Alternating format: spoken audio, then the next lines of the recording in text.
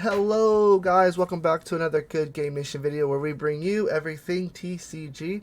My name is Sam and I have something just a tad different today. We are on the eve of all of our super pre-releases. Yes, we actually have cards in our hands now. It's so exciting. And for those that are looking to the future for the rest of set 1, wanted to give you maybe something to play on OP Sim with your friends, or maybe if you have a local competitive tournament online, maybe this is something you could play. This is Eustass Captain Kid Decklist. You guys probably already have a lot of these cards. If you did attend a super pre-release, a lot of these cards are in 4 counts in that deck, so you already have a good jump when if you want to play this deck when the set fully drops. Eustass Captain Kid is the leader of this deck. He is very aggressive. He probably is the most aggressive leader in set 1. He has the ability to attack twice, which we can use defensively to clear, or offensively to push life. He is the focal point of a lot of the offense, or the meta in set 1, especially overseas. He has definitely won the most tournaments that we have seen. And let's get right into the deck. Capone Game Beji is at 4. Capone is a 1-drop blocker. This has been a big standard for One Piece, or Good Game Nation when we were building our decks. He is essentially another life, and a huge board presence that your opponent has to either go through or remove with a card effect. Jewelry Bonnie is at 4 count. She can search everything in this deck except our Wano cards, which is Izo and Paradise Waterfall.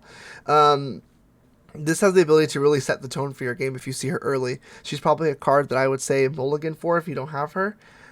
She pulls a lot of your big offensive threats like Drake. She could pull a lot of your end games like Eustass Captain Kid. And if we're in a pinch and we need an extra card, she could pull Punk Gibson for you if you need it. Next card is Killer, also at 4. This is another blocker that we run. This card has nice synergy with both Bonnie and Beji. If you control 3 or more characters when you block, you draw a card. And drawing is very important in card games, believe it or not. So this is your biggest draw card. You don't have any other real drawing features, so Killer is very important for your early game. And at 3, we have some 3-count cards. The thought behind this was to play more cards. I wanted to see more options in this deck when I was building it. So having a couple 3 counts let the play of Orogu happen. Orogu is a Dawn effect. If you have 3 or more character cards, this character gains 2,000, but it does not say your turn. So this card on your opponent's turn, if you have 3 or more characters, is 5,000. And yes, he counts himself. So him plus 2 more. A very strong card for 2. He costs 2, and that's the huge reason that we're playing him. And we have Scratch Mana Poo at 4 as well. This is a 2k counter in your starter deck. You probably didn't play him a lot, but if you do decide to play him, he has the ability to rest one of your opponent's Dawn cards. Again, another option. If your opponent has a lot of open Dawn, or if you're playing against a blue deck, Poo definitely has a lot of ability to be played. The next card at 3 is Izo. On play, rest up to one of your opponent's characters that costs 4 or less. Another 2k counter as well. Izo is one of the few non-Supernova cards, so I was a little hesitant to put it in with the Desynergy, but the ability to rest a cost 4 or less card is too important in this game.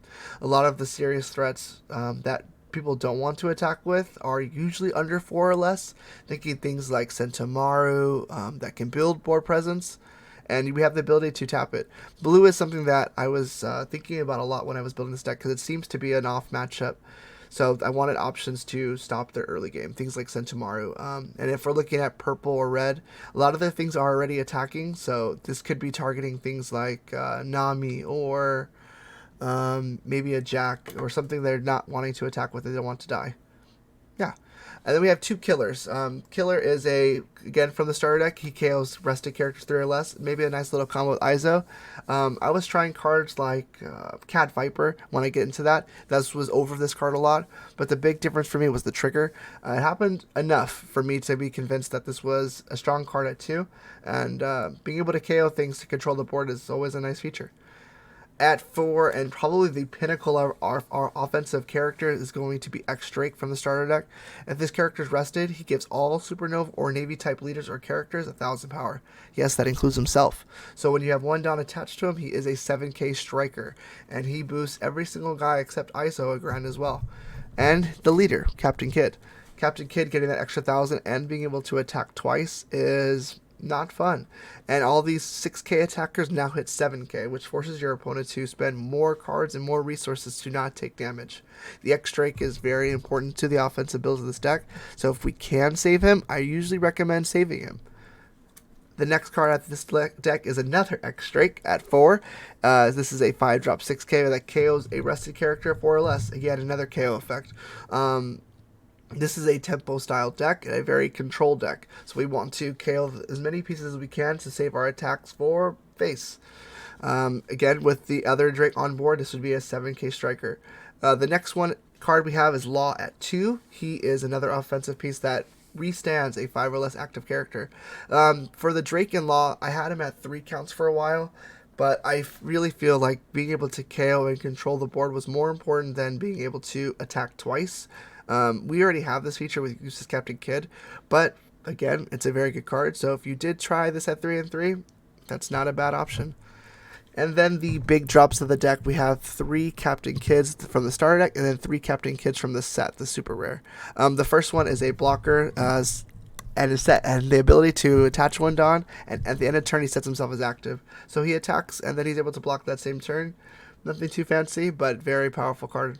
Then the 8-drop. The 8-drop is the real menace of the set. This card has been the most prevalent card so far for tournaments, and when you deck build, you definitely want to have this in mind when you're deck building, to have an option to defeat it. But if you're playing it, that's something you have to worry about. Taun ×1 an opponent's turn. If this card is rested, your opponent can only attack Captain Kid. So this one or the 7-drop, I believe, is the correct behind that. And then he has the ability to tap himself. When you activate main, you can make rest this card, and you play a card 3 or less from your hand. So you're able to maybe swing a little bit. You can play an Uruge, or we can play a Beji. Something that can either protect Captain Kid for the first turn, because that's usually the turn he's most susceptible, because we are tapped out. So having that extra blocker, or maybe a little offensive threat, could be nice.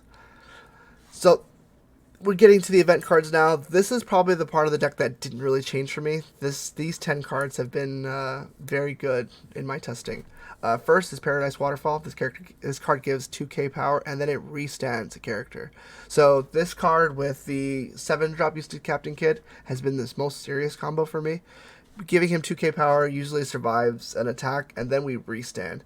This Eustass Captain Kid could actually just stop your opponent's offensive turn in general, because now he's blocking twice and he's surviving as well.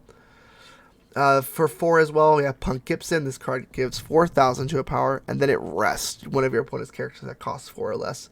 That second part is a nice feature with the Drake, the 5-drop.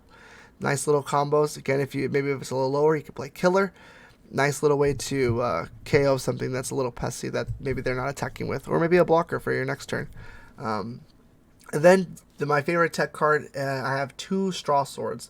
This card only just rests one of your opponent's characters. We can use this to clear something really annoying. We can use this to KO something very powerful. Maybe they just played one of their own Eustass Captain Kids, and we have one of our own. We can rest it with something and then try to remove it. This is our best way to remove large attackers. Anything higher than 4 or 5 drops and higher, this is our best tool. We use it to remove things like maybe even a Kaido. Kaido is a huge issue for this deck. Especially the 10-drop. So being able to remove it with maybe a Straw Sword could be cool. Things we're looking at in our opening hand, we definitely want to see Bonnie. I love seeing Drake in my hand as well. Sometimes when I have Drake and I'm up against maybe Red, I'll usually start with that, because Drake has usually enough offensive power to really cause my opponent grief. If we're playing against Blue, again, Bonnie. Drake is another good card. And things to rest and Tomorrow are super important. Izo, I mentioned it earlier. If you like Cat Viper as a tech and want to try Cat Viper is a card that I definitely had in this deck multiple times.